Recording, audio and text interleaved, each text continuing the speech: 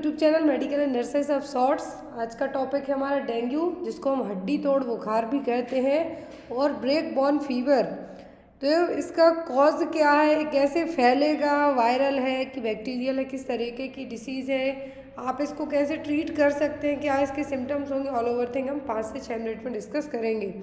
Dengue fever, dengue आपने नाम सुना होगा, होता भी है। इसका जो मोस्ट क्लासिकल साइन है वो भी आपको आगे बताया जाएगा। फर्स्ट थिंग, जो डेंगू ब्रेक बॉर्न फीवर, यहाँ पर आपको एक तरीके से हम ये कह सकते हैं mosquito born viral infection. That means mosquito born viral infection का मतलब है कि आपको जो मॉस्क्यूटो है उसके अंदर ये वायरस जाएंगे, और जब वो मॉस्क्यूटो आपको बाइट करेगा तब आपको डेंगू होगा। ऐसा नहीं कि डायरेक्ट आपको सीधा डेंगू वायरस आपकी बॉडी में एंट्री कर जाए। तो यहाँ पर डेंगू का जो कॉज है वो क्या है, एक फीमेल एडीज मॉस्क्यूटो, एडीज एगेप्टी और एडीज एल्बोपिक्टस, दो इसकी स्पीसीज होती हैं। तो क्या करती हैं डेंगू को, वो आपको डेंगू डायरेक्ट कॉज नहीं करेगा। आपको किस तरीके से होगा कि डेंगू, यदि जो मॉस्क्यूटो है यहाँ पर, जो एडीज एगेप्टी मॉस्क्यूटो है, इसने किसी पर्सन को जिसको ऑलरेडी डेंगू हुआ है, यदि उस पर्सन को जाके बाइट किया, तो अब जब बाइट करेगा तो उसका ब्लड चूसेगा जो मॉस्क्यूटो, तो वो जो इन्फेक्टेड ब्लड मच्छर की बॉडी में गया, और यदि उसी मच्छर ने जाके उस जो इन्फेक्टेड पर्सन की बॉडी का जो ब्लड सक किया या फिर उसको बाइट किया, तो उस टाइम पर जो वायरस मॉस्क्यूटो के अंदर जाएगी। अब वो मॉस्क्यूटो जाके किसी थर्ड पर्सन को बाइट करेगा तो उसको क्या होगा, डेंगू होगा। यहाँ पर आप एक ट्रांसमिशन मोड देख सकते हैं कि जो फीमेल एडीज एगेप्टी मॉस्क्यूटो है किस तरीके से, और एल्बोपिक्टस मॉस्क्यूटो किस तरीके से बाइट करेगा। तो हमेशा डेंगू का जो मच्छर है दिन में काटता है, आपको पता होना चाहिए। डेंगू के जो मॉस्क्यूटो हैं वो साफ पानी में, जो बहुत ही साफ पानी होता है उसमें ब्रीडिंग करते हैं इसके मॉस्क्यूटो।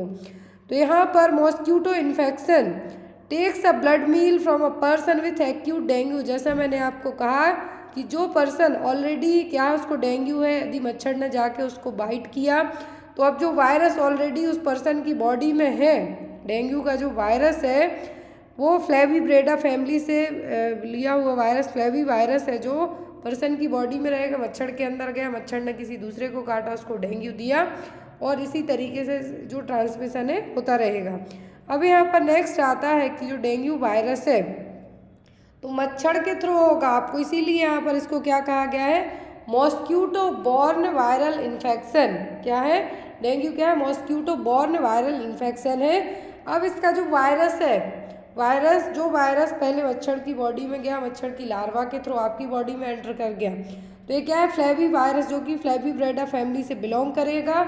और अब ये फ्लेवी वायरस है जो डेंगू का वायरस, या फिर हम डेंगू वायरस जिसको कह सकते हैं, फ्लेवी वायरस कह सकते हैं, ये single stranded positive RNA virus है। क्या है, single stranded RNA positive virus.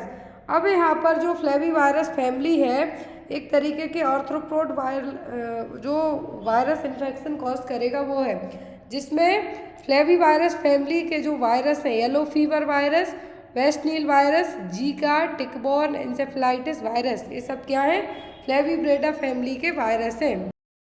फ्लेविब्रेडा family के virus RNA single stranded virus है।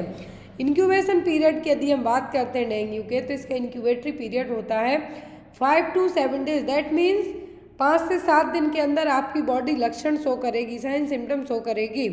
अब आपको पता है कि डेंगू क्या है, हड्डी तोड़ बुखार है, इसको हम क्या कहेंगे, हड्डी तोड़ बुखार कहेंगे। आपकी बॉडी पर रैसेस आएंगे, आपकी पल्स रेट फास्ट रहेगी, डिजीनेस होगी, आपको थकावट होगी, इंसोम्निया होगा, फीवर बहुत ही हाई जाएगा, फीवर हाई जाएगा, थ्रोट में रेडनेस होगी, पेन होगा हड्डियों में, आपको इस तरीके का पेन होगा, इसीलिए इसको हड्डी तोड़ बुखार भी हम कहते हैं। भूख नहीं लगेगी, वॉमिटिंग होगी, आँखों में दर्द होगा, रेडनेस होगी, ये क्या है, इसके साइन है। रैसेस आएंगे आपकी बॉडी पे, तो ये क्या होगा, इसके साइन सिम्टम हो गए। फिर यहाँ पर एक क्लासिकल साइन और होता है कि जब आप टेस्ट करवाते हैं डेंगू में, तो आपका प्लेटलेट्स काउंट बहुत ही ज़्यादा डाउन हो जाता है। क्या होता है, प्लेटलेट्स काउंट बहुत डाउन होता है, आपको ये चीज़ पता होना चाहिए, डेंगू में होता ही होता है। नेक्स्ट है पैथोफिजियोलॉजी की, किस तरीके से आपकी बॉडी में जाएगा। Dengue fever spread transmit virus in saliva, जो मॉस्क्यूटो ने बाइट किया, तो ये जो वायरस है, जो फ्लेवी वायरस है, डेंगू का वायरस है, मॉस्क्यूटो के बाइट करने के कारण वो ह्यूमन में जाएगा। फिर जो वायरस जब आपकी बॉडी में एंट्री कर गया मॉस्क्यूटो मच्छर के काटने के बाद, तो वायरस बॉडी में क्या होगा, मल्टीप्लाई होगा, इन्फेक्शन कॉज करेगा, WBC लिम्फेटिक टिश्यू को हार्म करेगा। इसीलिए WBC काउंट, कोई भी इन्फेक्शन होता है तो बढ़ जाता है आपका। फिर यहाँ पर यही वायरस, फिर इस मच्छर ने किसी और को काटा, जो वायरल ब्लड है इस पर्सन का, तो फिर दूसरे को इसने क्या किया, एक तरीके से हमें कह सकते हैं किसी दूसरे पर्सन को डेंगू फैलाया। अब लैब टेस्ट मतलब पता कैसे चलेगा, CBC सबसे पहले करवाया जाता है, प्लेटलेट्स काउंट चेक किया जाता है, CBC में पता चल जाएगा।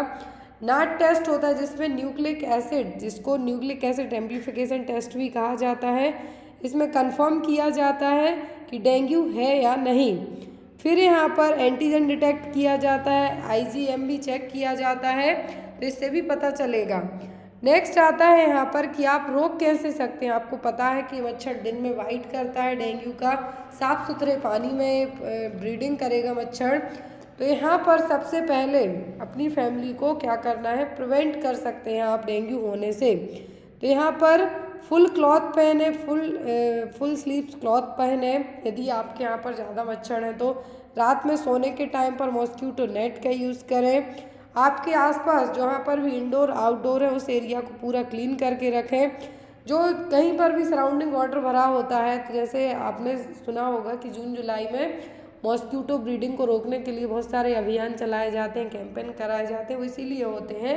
फिर यहाँ पर रेप्लिकेंट्स, कॉयल स्प्रे वगैरह यूज़ करें इन मच्छरों के लिए। अब यदि डेंगू हो जाता है तो इसका कोई पर्टिकुलर स्पेसिफिक ट्रीटमेंट तो नहीं होता है, बट इसके लिए बॉडी को डिहाइड्रेट किया जाता है और ये डिपेंड करता है कि कितने ज़्यादा सिम्टम बॉडी शो कर रही है। अकॉर्डिंग टू दैट है जो डेंगू का फिर ट्रीटमेंट किया जाता है। एंटीवायरल ड्रग दी जाएंगी। कोई भी जब भी पर्सन को डेंगू हुआ हो तो उसका कोई भी इन्वेसिव प्रोसीजर नहीं किया जाता काट पीट वाला। क्यों? क्योंकि प्लेटलेट काउंट कम होता है और ब्लीडिंग की प्रॉब्लम ज़्यादा बढ़ने के चांसेस हो जाएंगे, इसलिए। तो ये था बेसिक आपको डेंगू के बारे में। आई होप आपको ये शॉर्ट क्लास पसंद आई, तो लाइक ज़रूर करें। थैंक